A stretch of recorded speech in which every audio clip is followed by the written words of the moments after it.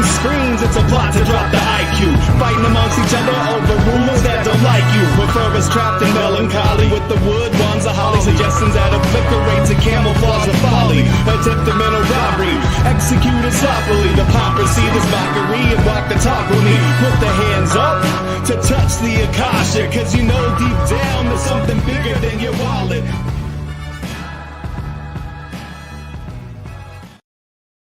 Sweet eternal balance of all that is good, true, and beautiful, friends. Welcome back to Rogue Ways, where tonight we're talking about the future I saw. And I mean that both in the sense that we're going to talk about a manga that seems prophetic, that was called The Future I Saw. And we're also going to talk about the future that I saw personally, many different futures I saw actually, which of them are likely to still come true, which still have a chance to come true, and which will for sure be true. And we will talk about all of that in regards to this manga as well, which seems to have predicted many different things over the years. Seems to not be a hoax. As far as I can tell, it's legit. It checks out. There's actually a manga of this title that actually did these things way back in the 90s. And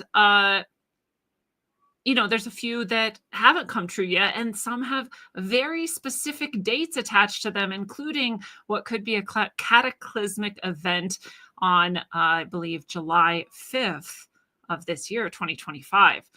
So only time will tell, of course, but we will get onto all of that tonight. I hope you are enjoying this, later into spring, almost summer sort of time where I'm at. It feels very summery now. I know it is still just spring, but here, it was 80 something today, a little bit higher temps. Very humid over here in Colorado in zone 5A, getting some planting done as Mother's Day just happened yesterday. I hope you had a fun Mother's Day in whatever way you choose to enjoy that and celebrate it or not. But they say here you can't plant until Mother's Day. And so today was the big planting day. Got a bunch of stuff in the container gardening and in the beds, and different things around the yard are really coming together. Got a few things that are still hardening off before we get them into the ground. And some other stuff going on. So, super fun this time of year. There's always lots of excitement outside in the yard. The chickens are always having a blast roaming about, and we're always getting some the best eggs of the year right about now and going through the summer. So really excited for all the beauty we get to be a part of. I hope you do too.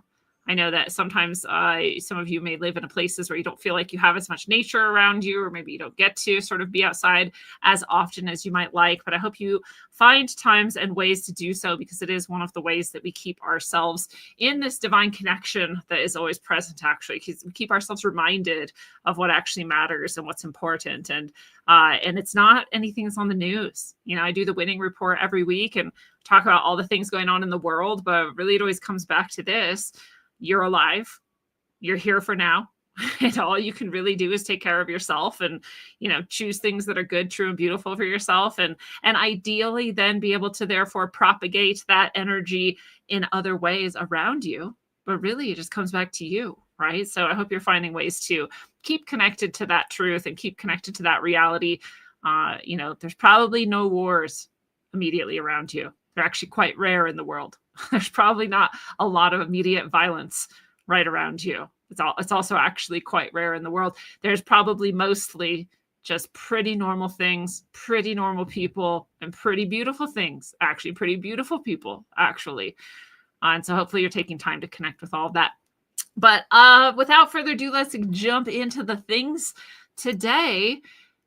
We'll get into the future I saw, and I will invite you first to rogueways.org. I don't just do a show. I also have books here. You can get them from the site, Barnes & Noble, Audible, many places. I'll listen to them, read them. I can send them to you with an inscription if you want to get them from me here on the site. That's also cool. You can schedule one-on-one sessions with me. I do coaching. I do talk sessions. I also do past life tarot. I do sound healing. I do spiritual guide sessions. I do all kinds of things. And so you can schedule with me here on the site. You can read the testimony of those who have. You can apply to do a ceremony with me, a little bit more intensive, day-long, in person. That can be a really life-changing event if you choose to go that route. The retreat is coming up. There's not much longer that you're even going to be able to buy a spot and come join us. So a few more days, really. What is it? The retreat is June 18th in Crestone, Colorado. So yeah, we have like a week before I'm going to cut off cut off the retreat spots. So there are a few spots left. And if you want to come join us, if you feel called to come celebrate the summer solstice, do a bunch of clearing, cleansing, grounding, uplifting, healing, spiritual channel opening, spiritual gift activation, then, that's there in Crestone, Colorado. I did an episode on it a little ways back. You can go see more about it on the episode, or you can come to the site here at rogueways.org and check on the retreat tab, and you can read all about it. Head to the shop if you want any of the powerful Orgone Lotus votives or pillars that I create. These are game changers, massive energy portals, really uplift your space and the work you do. Look how the rainbow light comes through them. They're amazingly gorgeous, despite their energetic qualities. Just to look at them is fun. And also they're incredibly powerful. And that's here in the shop, as well as the donation of support is here. If you're someone who used to tip, used to super chat before my first 3 YouTubes got nuked, if you're somebody who used to be able to tip on Rockfin before Rockfin got nuked, this is a good way to support the show. Send your little tip here and there. I selected just a $10 here, but you can do multiples, right? Some people do multiples of 10. So you would select like 3, let's say, donations of support, or whatever it is that you feel like you want to share back. If you like the show, you like what I do, then I appreciate your support in this way. There's also links to donate via cryptocurrency and otherwise below wherever you're watching or listening. So the shop is just one more option. Some people need a credit card, right, to do it. And so there it is. So this is all here on the site, rogueways.org. Check out the favorite things tab for all the good, true, and beautiful affiliate links, and use the Rogue Ways coupon code for all of these. Some of them have them, some of them don't. It's worth a try. It can get you an extra discount. That's there at the site. I also always like to invite you to my Substack, rogueways.substack.com. Another good way to support the show and the work that I do. You can become a paid subscriber here. You can also be a free subscriber here and get tons of articles that I write that are just informational, that are just my reflections or thoughts. But if you want to get those spiritual channeled messages from the spiritual ancestors who are our ascended masters that have gone before us in the spiritual evolution, then you can become a paid subscriber and get those. And you can go all the way back through the archives if you do that. So I think it's $6 a month, or if you do a whole year, you get 2 months free or something. So it's really not bad. And like I said, it's a great way to support me and what I do. If you like the show, if you want the channeled messages, then Substack is the way to go. And again, I also just, if you don't want to support, but you just want to stay in touch, right? Because channels get nuked, because things change, because even the podcast RSS gets blown to smithereens every once in a while, then this is a good way to do it. So far, Substack doesn't seem to do that to people. So I like that. The other way is to rogueways.org, sign up for the email list. I send out like 6 to 9 emails a year. So there's very few. So good way to keep in touch, no pressure. So those are the ways that I invite you to stay connected, to support the show, and to support what I do. Thank you, thank you, thank you, all of you who do those things. But we'll get into it. So this is the manga or Japanese comic that is called The Future I Saw. And like I said, it seems to have been prophetic. And this is the cover. And I'm sure many of you, in this larger conspiracy community will notice something about this cover right off the bat. And that is that one eye is covered. It's a pretty different way than we usually see one eye covered. But one eye is covered. And some of you who are in the know might notice that it's the left eye that's covered, which is also a little bit different. Sometimes it's hard to tell which eye is covered in a lot of these, like, we call them Illuminati, right? But these sort of industry insider, often MK Ultra, at least signaling their allegiance to a darker sort of force in the world. A lot of times they flip the image. So you actually aren't sure which eye they're covering. But there is a difference between covering your left and right eye, I'm told. And, to cover the left eye means that you are using only your right eye, which is the one that would see the light or the goodness, right? You're blocking out the negative and you're seeing the truth. To cover the right eye would be the opposite, where you're covering the goodness and you're seeing instead the dark that distorted the illusion. So interesting to note that possible difference. Not all signs are the same. As we've talked about so many times on this show, there's inversion intentionally of things that were otherwise good, true, and beautiful. And it's just a way of mocking life force energy. It's a way of mocking God. It's a way of, right, sort of shitting on, what's good, true, and beautiful to invert these symbols. So, so here's yet another example. So in this, she's blocking the left eye on the cover of this manga. Did this person know what that symbol meant when she drew this? I'm going to say probably not. She doesn't seem to have understood even that she was predicting the future when she made this manga. And this is often true, by the way, for some of the most profound spiritual channels, is that they're not quite conscious of exactly what they're doing. I'll say that that is actually true of some of the darkest spiritual channels, is that they're not always quite aware of exactly what they're doing. So to be a channel does not necessarily mean to have full understanding. To be a channel just means to be a channel. All right, good, bad, neutral can come through the channel depending on you, depending on your alignment, depending on your vibration, your choices. But often we see in art this sort of accidental channeling, right? I talked about this so many times, that so many artists feel inspired suddenly and something comes through them. And that was that. They didn't, try to grasp onto it. They didn't try to figure out what it meant. A really good example, in my opinion, are some of these stories you find where exact events were told, again, prophetically. And the person who wrote the fictional story, for example, had no idea that they were predicting the future. People sometimes go back and read into that, like, oh, this was the Illuminati plot, and this was their revelation of the method, and this was how they, alerted everyone that they were going to do this, because that's one of the theories, right? Is that they have to get your, essentially your consent by you having been told technically and not having stood against it, or, right, saying, no, I'm not going to allow this to happen. Or that's their way of kind of clearing their karmic balance, is saying, well, we showed them we were going to do it. But one example is the Titanic, right? There was actually a story written prior to the Titanic sinking, and it was the exact same story, but it was decades and decades earlier. So you're like, well, when they planned to do the Titanic, the other ship that they swapped the Titanic with to do the insurance fraud hadn't even, right? They hadn't even had a reason to think that they might need to swap it to do this insurance fraud to sink the Titanic, as the conspiracy goes. So this book was written way before this ever would have even been a plan in anyone's mind. Right. And so this book essentially predicted the whole thing. It was different names for the ship. It was different names for the characters, but it was the same exact plot. And the same exact set of things happened. And if I remember correctly, it even happened either like on the same day or month or year, even, as was said to have happened in this fictional story. And so again, we have these people who are channels. They don't necessarily know it. We see this also with giant world-shattering sort of events.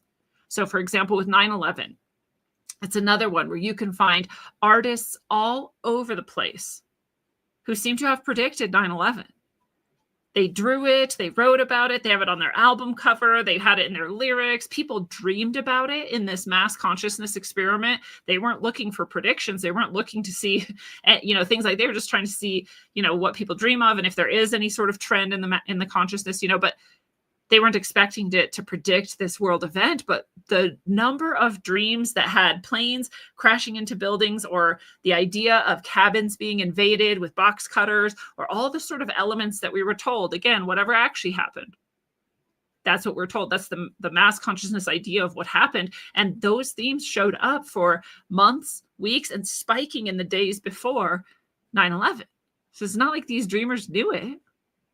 But when you look at the collection of all their dreams, you could see this spike and say, well, we knew. Collectively, we actually knew. We just didn't know we knew. So artists are often these channels for these things. My first trilogy, my fictional trilogy that I wrote, I also didn't know that I was channeling. And it was only in retrospect that I was like, whoa, I was channeling, right? And you read the book. I don't want to spoil anything for you. It's a fantastic story spanning the sort of yugas and the rise and fall of human civilizations. But I didn't know that. I didn't know I was channeling. And then I looked back. I was like, oh my God, I just channeled all that. I channeled, this is actually what happened, right? It led me to understand that I could channel, and I channel much more intentionally now. But, a lot of people never make it to that sort of step where they realize that's what happened. So again, this woman, she had dreams. She drew them and wrote them out, and she turned them into this manga. And this is a collection of the dreams. And she does call it The Future I Saw. So she is at least aware that there's this potential that she does actually see the future. But there's also this sort of resistance. And you also see this in a lot of true channels. And myself being, again, one of them, where I kind of have some doubt of myself. I mean, like normal people do, right? It's usually the frauds and the liars that have total confidence and are like, oh yeah, like, oh, arrogant, like I know that this is true. And that's usually true. And it's not always. There are some real true channels that also know that they're real true channels and are just honest about it. But there's a lot of times where people like me or this woman, it seems, who made this manga are not quite sure. Like, is this prophetic or is this just a crazy dream? Right? So pretty interesting cover, pretty interesting premise for the story. So we'll just take a look here. And this is an article from TokyoWeekender.com. It says prophetic manga predicts a great cataclysm will hit Japan in July of 2025. And I'll clarify, it might actually be that it hits the entirety of the Pacific Ocean. So it's a much bigger cataclysm than just affecting Japan. If it does happen, it would affect much of the world, most of the world, if not all of the world, and possible other cataclysms would be going on Earth if this large of a cataclysm did occur. Now, if you've been following me or other people who talk about the solar forcing or the geomagnetic excursion, or this possibility that it's happening much sooner than anyone thought, and that perhaps in the next 8 years, in my opinion, at most, some other people say 10 to 50 years, 5 to 13 years, like there's different ranges. But if you've been following all of that, then this is also really interesting, because one of the things that can happen in a geomagnetic excursion with a solar forcing event and with some sort of even larger energy sort of burst or release from the sun, let alone a micronova or worse, would be these types of cataclysms that she seems to have foresaw and got a very specific date for, of just a couple months from today.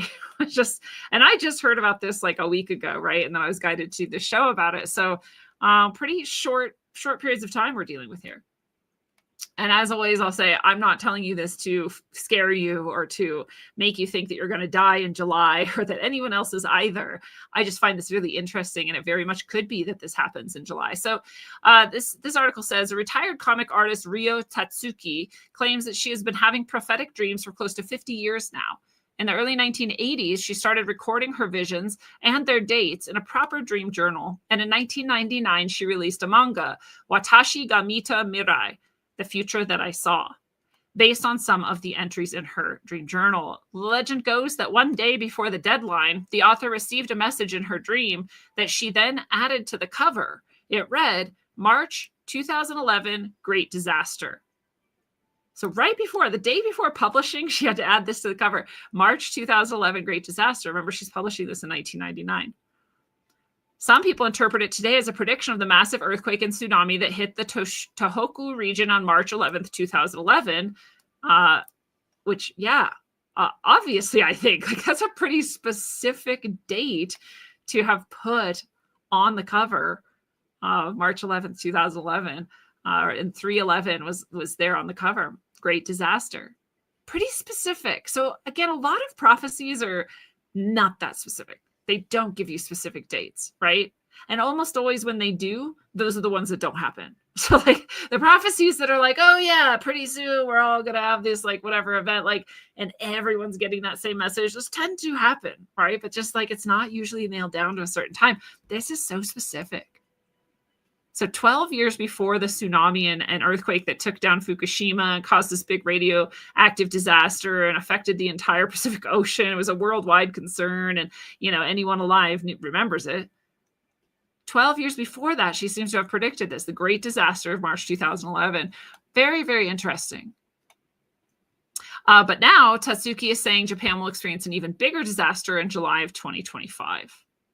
So again, she claims, I'll say this, they're saying she claimed to have a career of clairvoyance. She doesn't really. She seems to be very reticent to admit or accept that this is like a gift that she's always had.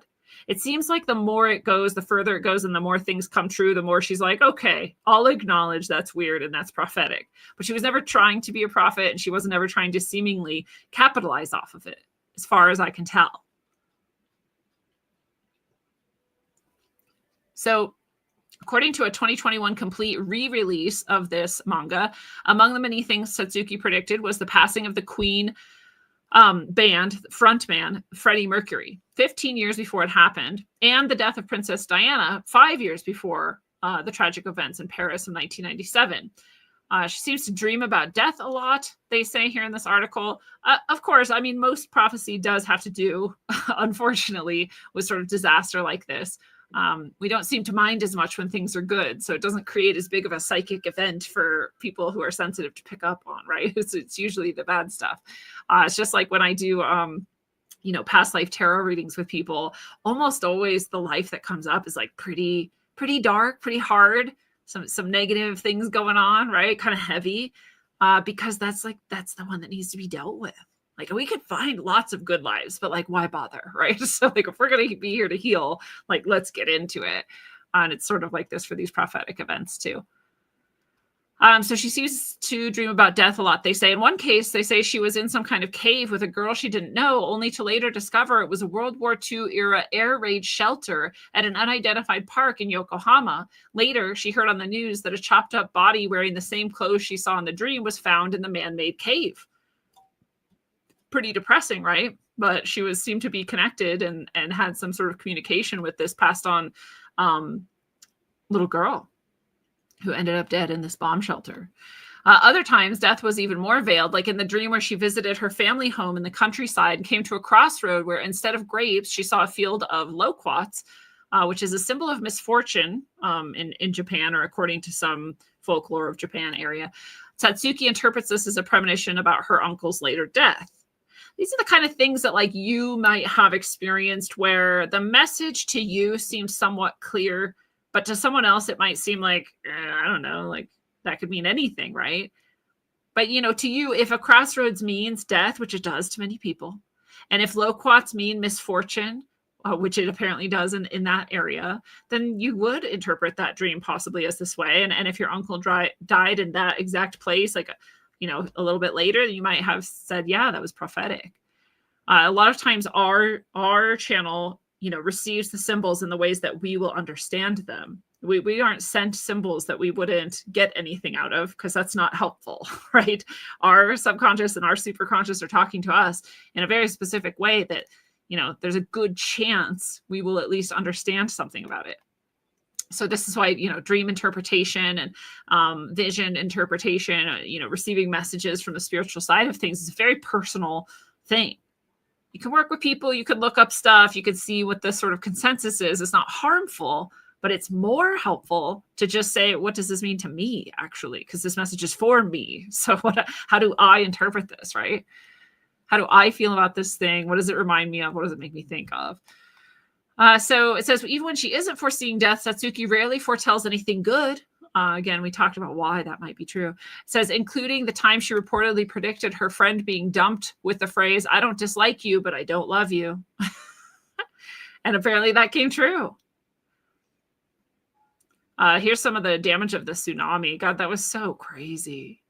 And just like right on cue, I was way over in Washington, right across the ocean from where this happened. But right when they said, like, we're going to start getting a lot of Japanese garbage washing up on the shores, there it was. It was all over the beaches. Just Japanese signs and Japanese cans and Japanese just like garbage. It was so wild. And then all the starfish died. And they still say like, oh, it was some kind of wasting disease. I'm like, I'm pretty sure it was all the shit that washed up, the radioactive or whatever else, right? Pretty sure that was why all the starfish died. They're making a comeback now, so that's heartening.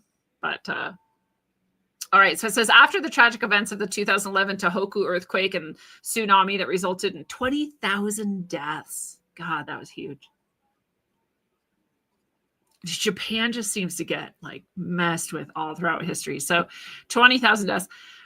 This book, The Future I Saw, was rediscovered and quickly became known as the Phantom Prophetic Manga. It was out of print at the time, so copies of it started being sold for over 100,000 yen at auction sites. A re-release was all but guaranteed, and it was all eventually slated for 2021. But just like in 1999, shortly before the deadline, Satsuki received another premonition, this one telling her that the real disaster will befall Japan in July of 2025.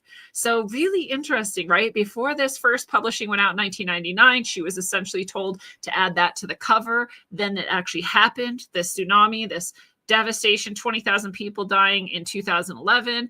Now she was added to this re-release. She was told to add this date, July of 2025. In the complete edition, the author clarifies that a giant tsunami dream she's been having since 1981 was not connected to the March 2011 Great Disaster Premonition, as many people thought throughout the years. So she may have even thought that, right? She's been having this dream her whole life, but then she's still having it after that event occurred, and being told to tell people in the re-release of the book that it's in July 2025. Pretty interesting, right? Like, again, she doesn't even always know exactly how, but she just, as I say about myself, I do what I'm told, right? I say what I'm supposed to say. I do what I'm guided to do. I trust my channel. I trust my spiritual guides, and sounds like she does too, even if she's not quite sure exactly what's going on. Satsuki explains that in her dreams, it was summer since she was wearing shorts and a t-shirt, while 311, or the other tsunami, happened in the winter. Plus, the destructive wave she saw was 3 times larger than the one that hit Tohoku, where the tsunami reached over 40 meters in height. So that's 120 meters in height this one will be. The 2021 dream predicting a July 2025 cataclysm offered further details on the origins of the tsunami, which will apparently be the result of a massive explosion like a volcano or a bomb going off between Japan and the Philippines. The seabed will be pushed up and create new land masses, while giant waves will consume 1/3 to 1/4 of Japan facing the Pacific Ocean. I will tell you, and I don't know that she has any idea about this, but this is exactly the type of thing that could happen in this geomagnetic excursion and this energy wave we're sort of expecting, I am at least, from the larger solar system through our sun and therefore through our planetary system. Exactly this type of thing you would expect. Continents, perhaps some of them dropping a bit into the ocean or completely, some of them rising up out of the ocean. If a pole flip is going on at the same time, there's water going every direction, right? All kinds of directions. If a tsunami is 120 meters high at least, how far inland does it go, right? Like, how far does the destruction go? Is there anywhere that doesn't have an earthquake, a volcano, some shifting, some tsunamis? I don't know. But it's exactly the type of thing you would expect. So it's interesting how this aligns with some of that. It's cool because we only have a few months to find out if it's real or not. It's just like, I like that. I like those odds, right? Like, let's find out. Otherwise, I forget, and then everything goes by, and I'm like, oh yeah, wasn't that thing supposed to happen? I guess it never did, right? And I'll say, usually it doesn't. Most predictions like this don't come to pass, but this woman has an uncanny accuracy rate. So that gives her a little cred, right? It says, airlines are among the first victims of the July cataclysm. Watashi ga Mita Mirai, or The Future I Saw, became a hit in China, where fans are taking this July 2025 prediction so seriously, they've canceled a bunch of flights to Japan around that time. That's how seriously. So I'll tell you, Asia in general, and maybe even the rest of the world in general, tends to take things like this way more seriously than the West does. The West has this sort of deep, deep terror, I'll say, and resistance towards anything spiritual, actually. Even people who are churchgoers don't actually believe in angels and demons and the war in heaven or any of this stuff. They're just like, oh, it's a nice thing and Jesus is neat, and like, that's it, right? We eat cookies. But like the rest of the world often, and especially Asia, is like, there, you can talk about aliens, you can talk about spirituality, you can talk about magic, and you're not thought of to be sort of like insane or kooky, or, right? It's just like a lot more normal. So I am not surprised that this has had an economic effect, that people are not going to Japan, right? And the people in Japan who are staying are probably like, yeah, I mean, you got to die someday. Like, I was just like, whatever, we'll see, right? We've made it through nuclear bombs and nuclear disasters, tsunami, 20,000 dead. Like, we'll see what happens. But very interesting. This flights have already been canceled. Adding to the fears, a prominent Hong Kong feng shui master who foretold increased earthquake risks for Japan from June to August of 2025. So that's also interesting. Totally different discipline, feng shui. Also pointing to the same months. My yearly tarot reading for the year also pointing to summer as a possible time of some massive disruptions. It's really interesting how these things all try to come together. Like I've said many times, lots of people besides myself have said, this year and the coming years are going to continuously get like maybe a little bit crazier and more difficult. And especially 2025 has been pinpointed by myself and others as this time of really big transitions and transformations, which often means destruction, right? And creation. So very interesting how these things all align. All in all, it says airline bookings from Hong Kong fell by 30% this year, especially to the specific Sendai in my Miyagi Prefecture, is just the city nearest to the original quake that was foretold back in 2011. And Tokushima Prefecture on the island of Shikoku, which would be one of the places hit first by a tsunami coming from the south. And then it says, but it won't be, but it doesn't explain why it says that. So I'm not sure why that's there. Maybe they'll explain. The prediction of the fault lines. Predicting the death of Freddie Mercury could have been eerie if Satsuki also put a date on it. Dreaming of Mercury's death 15 years before it happened means less than nothing, especially for a person who, even before he first started exhibiting symptoms of HIV and AIDS, embodied the hard partying, devil-may-care nature of rock and roll.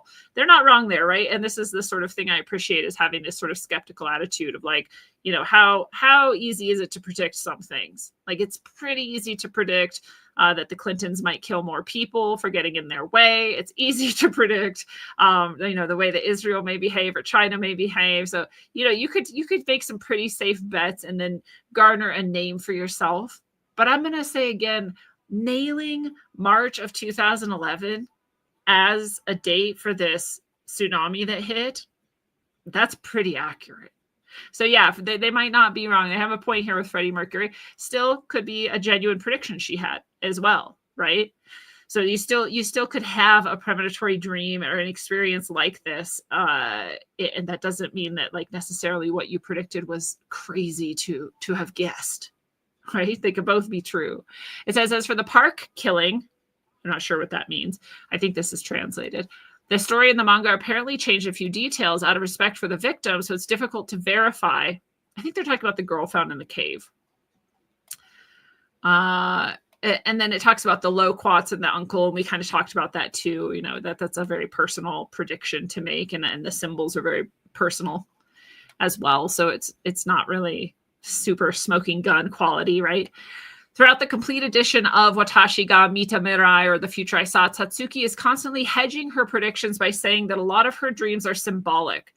And I'm going to stop there and say again, that's just how it is. It's not hedging anything to say that. I also say things like this, right? Like the message I get from the channeling says this. It seems to mean this. You're welcome to go read the channel message, take whatever meaning from it you get. Right? This symbol means this to me, and that's how I take it. You might take it a different way. I don't think that's hedging your bets. I mean, if you're an honest person, that's honest, right? So I don't necessarily hold this against her either. So she can't tell, they say, which visions are literal and which aren't. Yeah. No, that's exactly what visions are like. I've told you before of my vision of the whole earth surrounded in an electrical storm. And I was like, oh my God, are we going to literally have just like the whole globe has like lightning all at once? Is that even possible? But when I looked into it more and tried to get more sort of, again, channeled information about it, it was like, no, this is actually just representative of this huge energy wave that is geoelectric in nature, and that will surround and engulf the entire planet. Will there actually be lightning? Sure, probably a lot of places, but not literally everywhere, right? So again, you kind of understand like the symbolic nature is just how things come through. That's how the universe communicates. It's how we communicate. Symbolism is the most profound and basic nature of communication in the universe. It's how everything communicates, actually, is in symbols. We've made it more complicated with language and letters, but those are all symbols too. And our sound is even a symbolic too. So like it is all symbols. And interpreting symbols is actually like much more nuanced than anyone can imagine. You go to places that are like, this means this symbol means this. Like those places are full of shit for reasons I've already said. Like it's actually very personal what a symbol means. But what's also interesting to me is when a vision or a message comes through, the symbols that come through with it, or that it comes through, those are meant for the people who are going to receive the message. So if you are reading something that I channel, then again, that symbol is for you. That's how channeled content goes. It is actually for everyone who will ever engage with it. And so it comes through in the way that everyone who is ever going to engage with it needs it to be. It's a very personal process, actually. So she can't tell what's literal, what's not. No, I mean, a lot of people can't. That's just how it is. Some of us get better and better at that as you go. Some people are born with like the channels open. They understand it. They know what's literal and not. Like that's an advanced state of being. And most channels aren't that clear yet. So I'm also not holding that against her at all. So they're saying, so how do we know that the July cataclysm won't be the latter? We don't. And I'll add one more thing, and I don't even care. I'm not even defending her or whatever. I'm just saying this is true. I've experienced it as such that you can be shown the future and then avoid that future. That you are sometimes shown a future so that you avoid that future. There is the absolute potential at all times that the future is different based on what you and everyone else does. So if, for example, there's going to be this huge cataclysm in July of 2025, but enough people in the world were like, nah, we're going to all get together and use our power as creative beings to intentionally, divert that energy, absorb it in a certain way, help it pass through without disrupting whatever it is, right? Then that would work. Like we are much more powerful than we have ever been led to believe. And if we were that unified in something, we could absolutely make a different outcome. Absolutely. So there's some things that are quite likely. And I work with this a lot too. If you've ever had a tarot reading with me, a life path tarot reading, then there's some future aspects involved. And there's some of them that are like, this is high probability. And there's some further out, they get less and less probable. Or at least more and more changeable. So like the near future cards are like, this is a 98%, like this is going to happen. And I've actually never had a reading where those didn't happen for the person, right? They're always accurate. And the ones that are further out or the possible outcomes, I mean, the card itself is telling you this is a possible outcome because it's highlighting like you can still change this. And if you like it, don't change anything you're doing because you'll get it. But if you don't like it, use the other clues in the reading to determine like how to kind of orient yourself differently so that you can create a different outcome because you can. So yeah, we won't know for sure until the time comes and goes, right? No one will know for sure until it comes or goes. We're all experiencing this reality together and we're all co-creating it. And the future is infinitely open in possibility. There's some things that are really, really likely without a massive effort, right? So yeah, she says words like maybe, perhaps, and I don't know because she's an honest person and that's okay. She still has, hold up. She claims to have been the daughter of the Indian spiritual leader Satya Sai Baba. Dude, now I promise you I did not know this before I started reading this to you. If you know me well, then you know why that's tripping me out right now. I didn't have any idea that she is the daughter of this man. That's fucking crazy. So I'll have to tell this story again.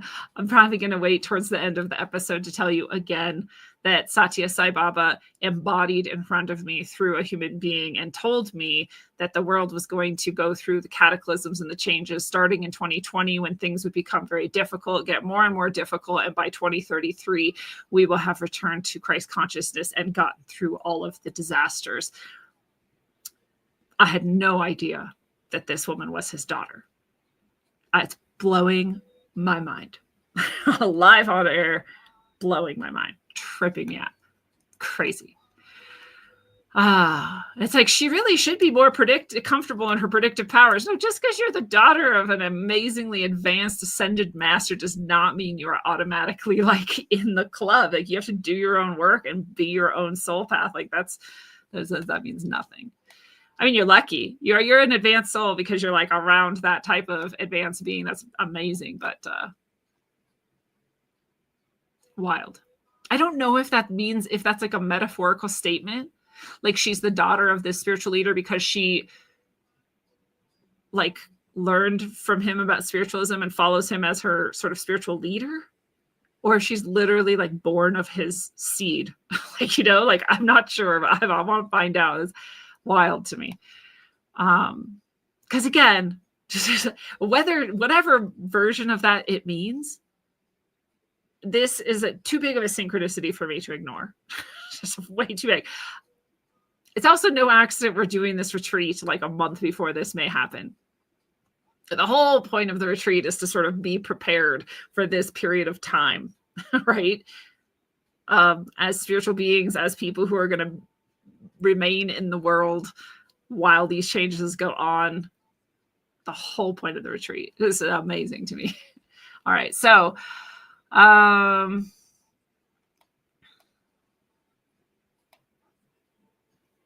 so this person says, most of the other things predicted in her manga from 1991 to 1999 don't really seem to correspond to major disasters. People have tried to link them to all sorts of events, including COVID, but it's too vague and desperate to be taken seriously. Again, I don't get a desperate quality from her predictions. I don't get a too vague feeling, but for the reasons stated, obviously people are going to have their different opinions on that. So very interesting. So here's just a couple. I just wanted to look at some of the images that are from the book, apparently, just get a sort of feel for it. And so here's just some of those images. Some of them pretty, like, I love this image here of this woman, eyes closed. There's sort of like dream mist above her and sort of water below her, and pretty cool.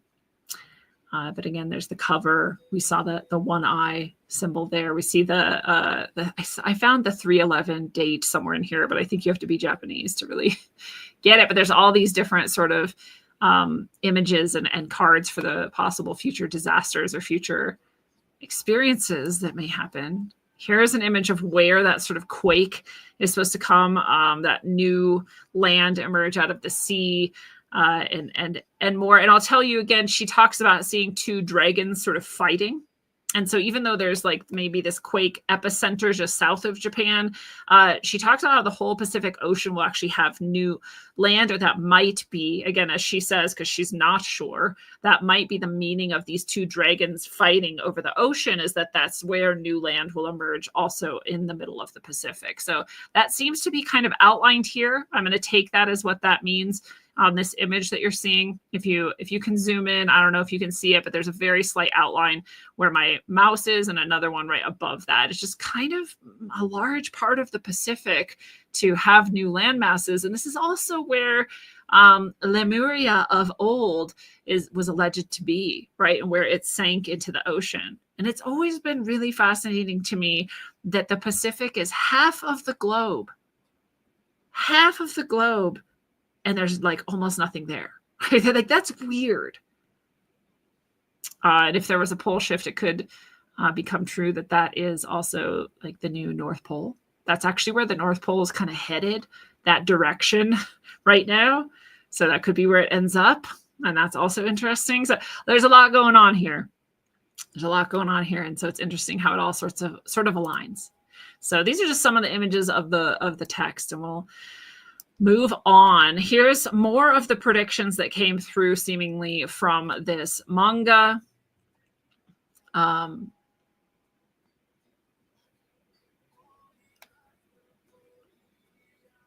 So on January 2nd, 1995, she dreamed that Kobe region of Japan would suffer major damage. 15 days later, on January 17th, 1995, that dream became true. A 7.3 magnitude earthquake struck Kobe.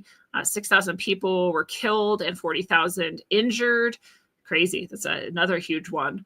On March 11th, 1996, Satsuki dreamed that 15 years later, March 2011, a super disaster would occur. That's the one we talked about that she was told to insert onto the cover the day before it went to publishing. March 11th, 2011, that happened. She foresaw the coronavirus outbreak. On January 2nd, 1995, Satsuki saw a passage in, it says his dream. This is, again, a translation issue. It is a her, and so it is always supposed to be her, but that's just a problem a lot of non-native English speakers have, and it's totally normal. So in her dream, I'll say, a virus will appear in 2020, peaking in April, and it will come back 10 years after the virus disappears, but it is not a disease with a high fatality rate. That's very specific and absolutely accurate as far as we know, but 10 years later, so in 2030, it'll come back.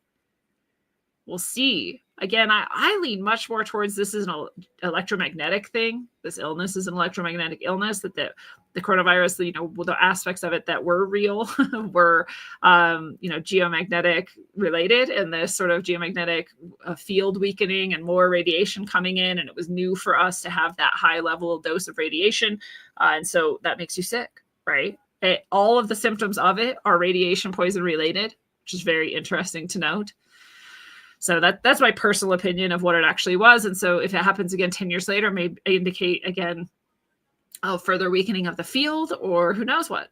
Well, we may find out. Let's see. Some parts of the prediction are somewhat different from the actual situation. It did mention that there would be a virus outbreak at this point, and that did happen. 2 predictions have not yet occurred. One is August 20th, 1991. Satsuki saw the explosion of Mount Fuji. Mount Fuji is an active volcano. The last eruption was in 1707. It's been asleep for nearly 300 years. In April 2020, the Japanese government issued an early warning. And in July, there were reports about the abnormal changes in the lava mount of Mount Fuji. But many people worry this dream may unfortunately come true in 2021. I don't think it did. I don't remember Fuji really doing much. It may have smoked a bit or something, but it didn't erupt hugely, at least. So maybe that was one that we averted somehow. Between June and September 1981, Satsuki dreamed several times of a tsunami. Some people predict this might be in 2026 because of the timing of her prediction. In addition to these more well-known predictions, Satsuki dreams also accurately predicted, as we already said, Princess Diana, another death of a Japanese singer, and also not David Bowie, Freddie Mercury. So yeah, interesting. Those are most of the predictions she's made that have come true, and some that haven't, or at least not yet. And yeah, apparently too, just like a lot of people do, she shared more of her sort of earlier prophetic dreams only with friends and family. And I mean, that's super normal, actually. It's weirder when all of a sudden people are like, oh, I'm a prophet and and let me tell you all about it, because I mean, why would you? It's just not how things go. And even if you did, you wouldn't generally find an audience that would listen, or anybody who would care, really. So it's not that common that you would share it with anyone other than friends and family. But it is often true that the sort of clearer your channel gets, and whatever, the more people seem to notice and seem to care.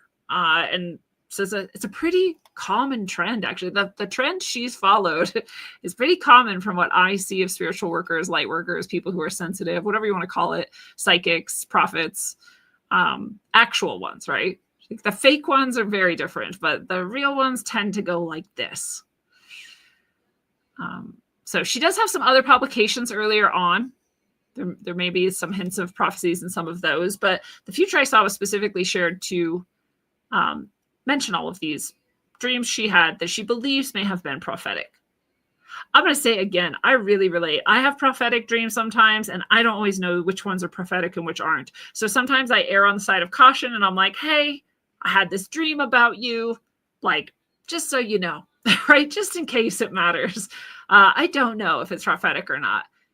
And a lot of times it is. And my friends will be like, hey, thanks for the heads up. Right? But I'm not sure, because you also just have dreams. It's not like 100% of your dreams are prophetic, even if you're someone who has prophetic dreams. I've had a good handful of dreams in my life that have come true, but you asked me to tell you the difference between those and the other dreams, and I'm not going to be able to. I will tell you, it is actually true. Usually you have a pretty strong feeling about it. You have a pretty strong, like, emotional sense of profundity and weight, right? So you kind of know. But like, hey, we're really good at doubting ourselves. I'm really good at doubting myself. So I'll stop just kind of highlighting that. But I also like to share these things because I think a lot of you out there are probably more sensitive, more psychic, more gifted than you know. And I think the more you hear about this sort of, like wiggle room and gray area of it, the more it sort of empowers you to be like, oh, well then, yeah, I do have this, right? I needed that, at least when I was learning to know who I am. So here's some more images from kind of close-ups of the text, which is fun to see. There's that 2011 March date there. That was hard to see. There's the Princess Diana one. I mean, she literally calls her Diana and shows her dying. Very interesting. And she's shown with a child, and some people are like, oh, well, what's that supposed to do? Well, Diana's actually known as sort of a protector of children. Right? This is like a thing, right? I didn't know this because I wasn't super into her, but that's what she was known as. So it's actually super, again, the symbol would come through. If you wanted to clarify which Diana, you would show her as a regal, princess looking person with her features, and then perhaps holding a child, because that's what her symbolically would look like.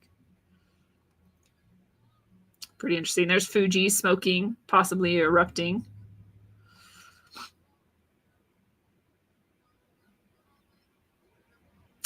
So yeah, pretty interesting images there too to see up close. And so I just want to share that's the manga, The Future I Saw. That's her story. That's what came out of it. So when I was putting this together, I was guided to also share with you the future I saw. Now, me personally, Lindsay Sharman. And so I'll share some of the futures that I have seen. The one that seems the most for sure that I've received over and over again, that I've seen in many different ways, that also correlates with apparently just so many people around the world and that we are in right now, that will most likely result in the poles flipping, that will most likely result in pretty intense cataclysm. Not the complete destruction of society and civilization, but pretty intense. There's a very big possibility, again, if we're all putting our minds and our spiritual selves to the task, that we kind of minimize the damage, maximize the positive outcomes. Highly possible. Doesn't seem possible we avoid it completely. Again, this is one of those like 99%ers. Like, it's just technically anything's possible. I'm not going to tell you, right? But like, I have a high trust that this is going to happen. If you would like to read about the specific messages I've been given, aside from the visions I've had, aside from being told by Satya Sai Baba through a direct human physical channel, not like iChannel, but actual, I'm going to say, possession of the light. All these other ways, if you want to read it though through it as it came through my channel from the spiritual ancestors, word for word, you can come to my Substack and read these. And so the most recent one that you can find was published on May 5th, and it said that it's called The Changes Are Upon Us. And again, in this post, they actually highlight, the spiritual ancestors highlight that it is actually up to us to choose our thoughts, our emotions, our response, and our orientation towards this event. It's up to us to choose how we receive this energetic shift and how we move through it. And it's up to us to imagine, at least, as I keep highlighting, that we go through it well, that we ride through it, that civilization and society is still intact, that people choose the highest route at every point along the juncture, that people don't fall into chaos. They don't fall into their lower nature. They don't choose destruction. They don't choose to add to what might be coming through. And that, in fact, again, like I said, like that the energy comes through, but we like kind of roll with it well enough, channel it through well enough, allow it to just move through us and the world easily enough that there isn't huge disruption. Because just like you can imagine, again, like there's a huge storm, right? The storm is coming. And they've said this too. This is the other, this links to, in this most recent article, some of the other channel messages that have come through around this exact event, that may be this year, maybe in a few months. And, they've said the storm is coming. And if you imagine like a storm, if you're a tree in the storm, and like the proverbs go or the parables go, if you can sway with the storm, you don't snap and break. But if you can't and you're just holding on rigid and tight, then you snap and break. And I don't think this is much different, right? I just think it's a mental, emotional, spiritual experience for people to let go and trust, to imagine a good outcome, right? You are a conscious co-creator of this space. So step up and do it, right? Be better. Just like handle yourself. So I suggest you read these messages. They're much nicer about it than I just was, right? They're more gentle. But this is the way that they have presented it most recently. But it's been 3 or 4 years that these exact messages have been coming through. And not all the messages that come through the spiritual ancestors are about this event, but a lot of them have been. And like I said, for many years now. But this most recent one was kind of direct in saying the changes are upon us. Like, they're here. All this time we've been warning you, here they are. So again, a lot of indication to me that like 2025 is the year. And now we have this manga as well as with a specific date, July 5th. This is very interesting. So that's there. You can read it on the Substack. It happens to correspond with this. Again, this is this future I've been shown that is the most likely to actually happen. There's some here that I think we've already avoided. So we'll talk about that. One was I was shown a future in which things were quite hot, just temperature wise, hotter than normal in places where it usually isn't. And people were getting very strange skin diseases. And, I was also shown that if that should occur, I know it sounds so stupid, but to pour Coca-Cola on it, literally specifically the brand Coca-Cola, that soda, yes, with the corn syrup, to pour it on, and that would relieve the symptoms. What's interesting is I found out later after that prophetic vision of the future that Coca-Cola does actually kill parasites. If you pour Coca-Cola on pork, for example, apparently you can see a bunch of parasites squirming and dying. I don't know why. It just apparently does. So I was like, I guess it would have been a parasitic infection. I think we avoided this one because in my estimation, this should have happened already. In my understanding of the timeline, my understanding of, the prophetic visions I'm given from time to time, this one has been avoided. I could be wrong. I'm not trying to even hedge my bets. I've never cared if anyone believes a word I say. I just believe that we've passed the point where this would have happened. And I don't think it's likely to happen. So I hope that's true. So there's one. All right, again, this is one that we avoided. Here's another one I believe we avoided. I believe this would have been 2022 or so. And this was a future in which people were put into camps. And I got pretty worried around 2020, the way things were going. With all I've been told of the future and how hard it's going to be in these years that we're going through it, and having very specifically been shown a possible future where I was interned in a concentration camp, for lack of a better term, I got pretty worried. When Australia started doing it and Canada was building them, I was like, oh, here it comes. When we had all of these like FEMA camps and possible Walmarts to turn into concentration camps, I was like, here it comes. And it didn't. And so again, I think we avoided that. I think that one we avoided pretty easily, actually. I shouldn't say easily. I should say, I think people stepped up, enough people stepped up and were like, no.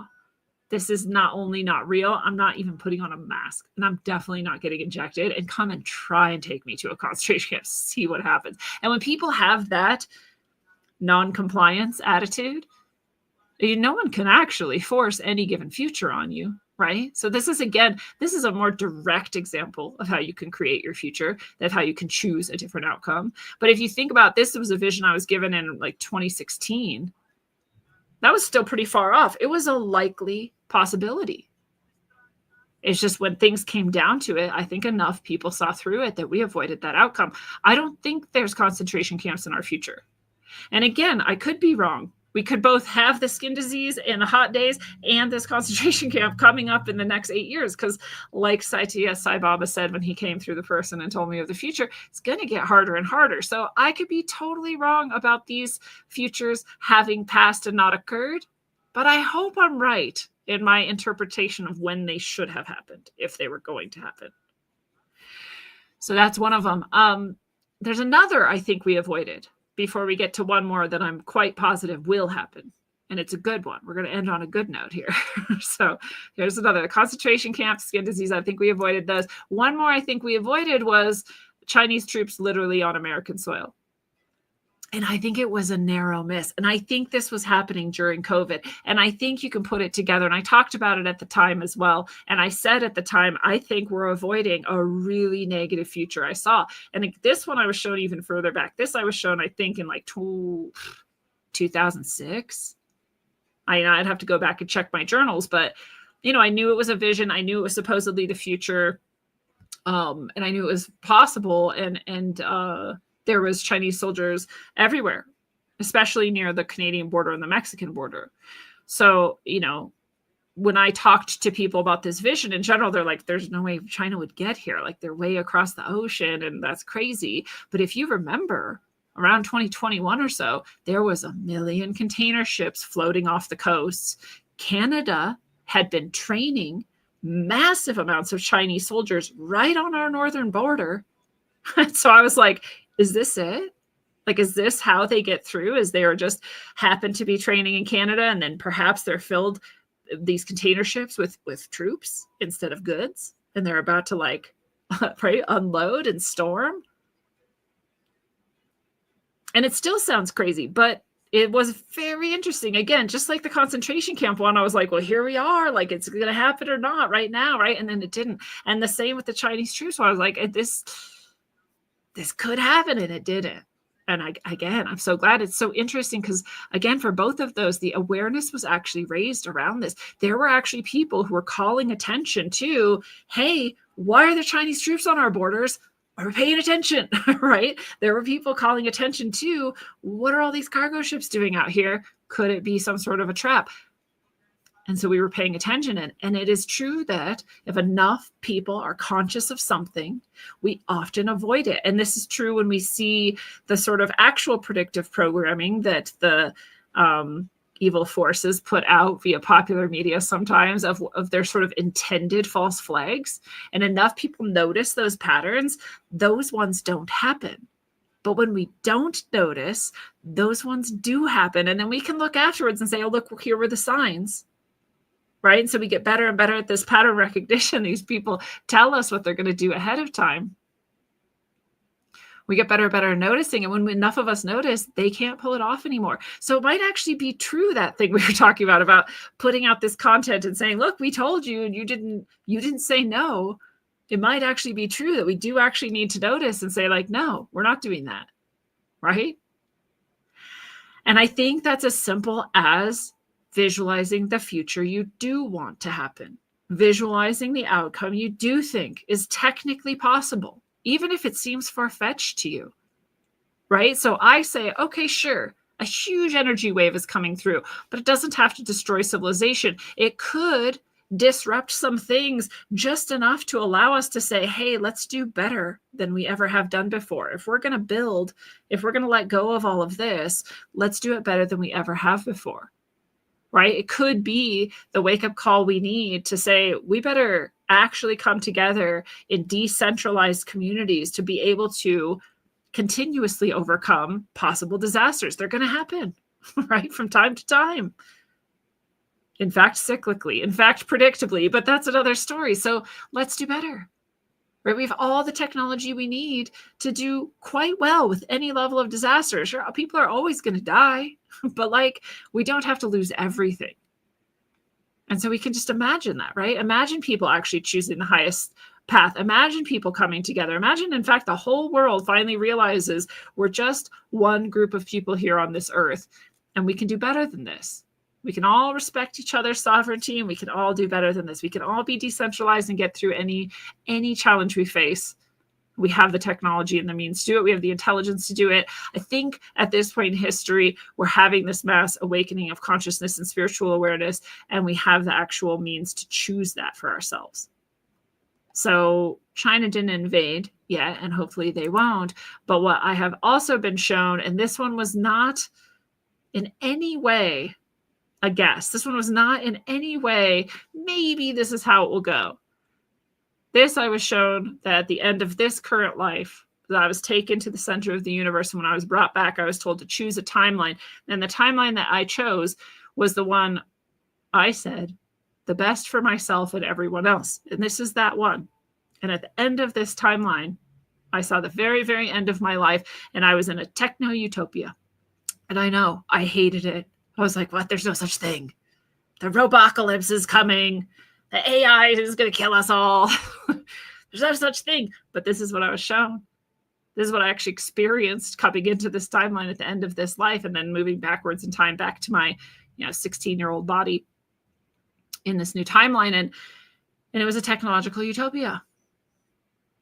So that's a given to me. Like, I've already seen it. I've seen myself live this life. I've seen myself die in this life. And when I die, I'm in a technological utopia. So whatever happens, whatever is happening, this is where it ends up. And if you're here listening to this, that's your timeline too.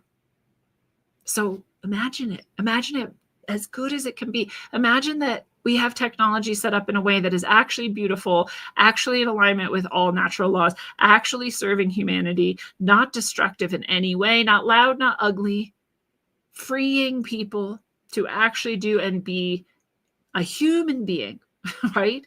Not this stressed out, contorted, like terrified, like controlled, like scarcity based, but actual freedom, actual provision of everything you need.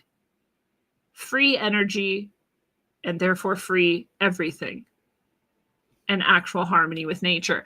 Imagine that. I literally would like you to spend time regularly imagining that.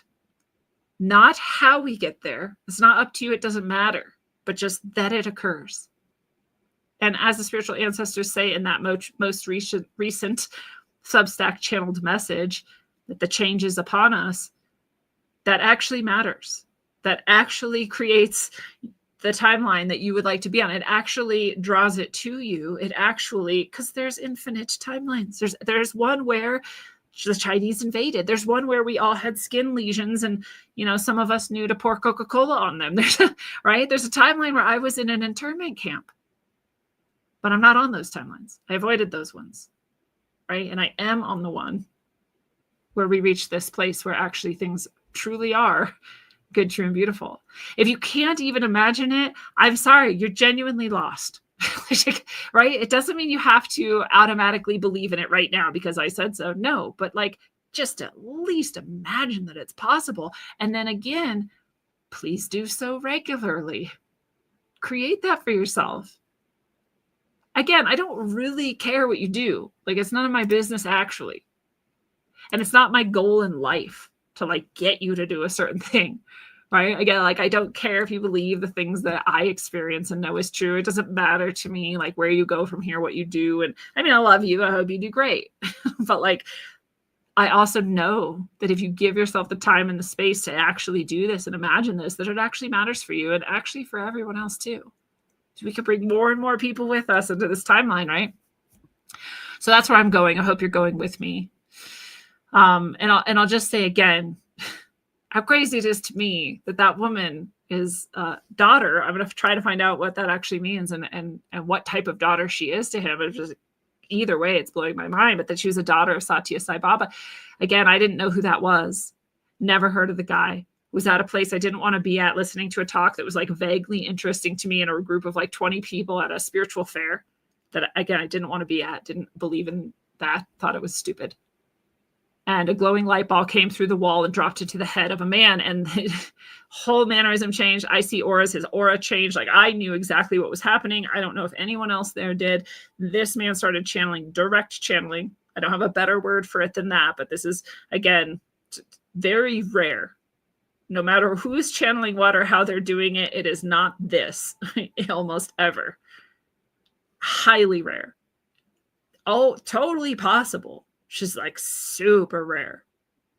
So I was like on point. I was like, what the hell just happened? How did this happen at this place? At this, like, this is crazy to me.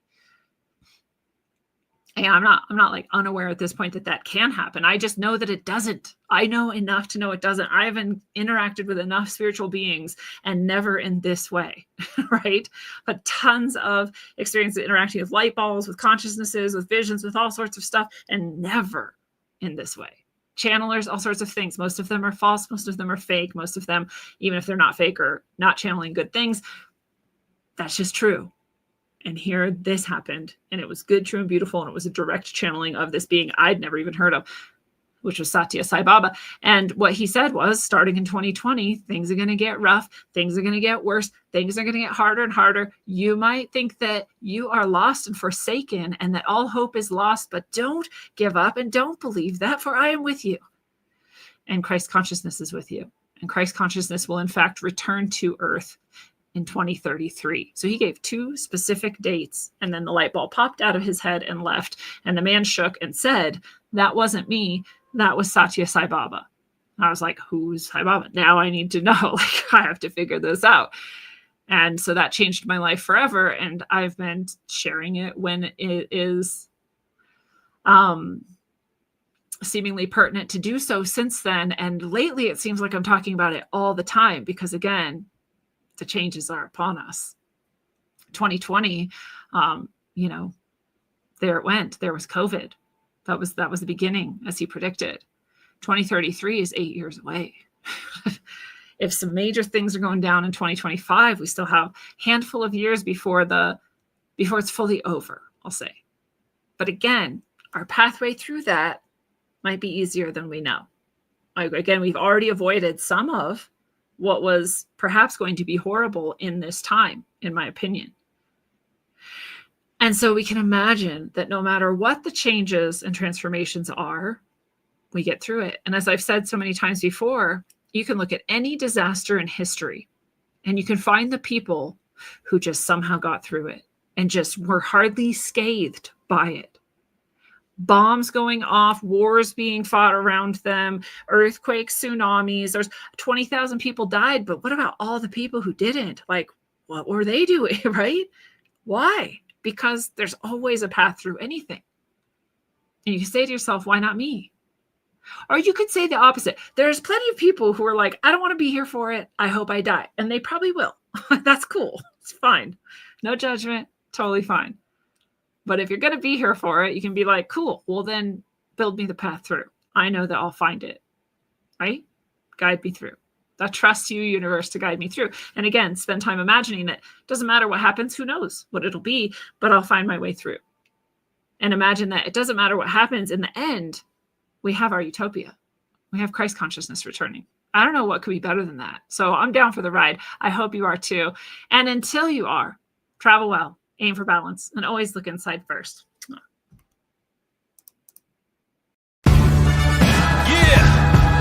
come on, Rap Kings, baby. It's the rap machine. Yeah, check it. Great bearded pirate, my motherfucker unknown. Yeah, come on. In the place with my fist up, meaning I resist the bullshit that they feed us and lead us. This is just a part of the process, man. Just watch this, cause this shit's about to get crazy like a mosh pit. We lost it, toss it, let's start it again. Cause now with technology, with smarter men and women, this is the beginning, not the end. If this is the message of hope that I send, look on your TV, it's a culture of death. They'll keep on lying to the very last breath. We keep on striving and spreading the truth. It's hard to survive in this world for the youth. The door is closed, the old world is dead. Let's have an age of understanding instead. I'll include you and you include me. Let's see what we can build with some positivity. Let's go, you're moving too slow. Let me see your hands if you know what I know. Come on.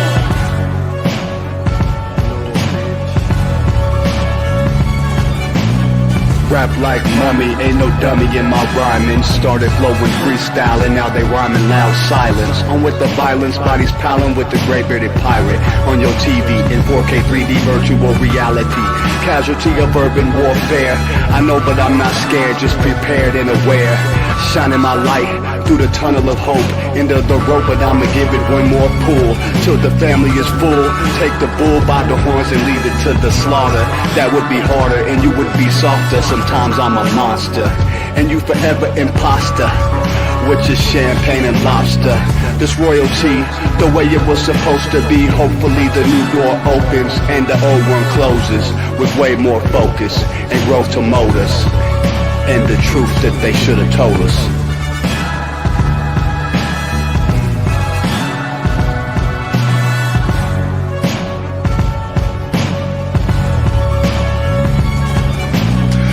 To them screens, it's a plot to drop the IQ. Fighting amongst each other over rulers that don't like you. Prefer us trapped in melancholy with the wood wands of holly. Suggestions that obliterate to camouflage the folly. Attempted mental robbery, executed sloppily. The poppers see this mockery and walk the talk with me. Put the hands up to touch the Akashic, cause you know deep down there's something bigger than your wallet. Everyone got a gift, everyone got a light. They want you to forget that ish, cause they can't dim the bright. The positive vibration takes you past the sign shackles, from the sewers and the alleys in the moving castles. Who these assholes really serving with an exposed Achilles surgeon around the corner lurking to prove ascension trumps perversion? Learn them to catch fish and unplug the signal. Show them the simpletons now build the fucking temples.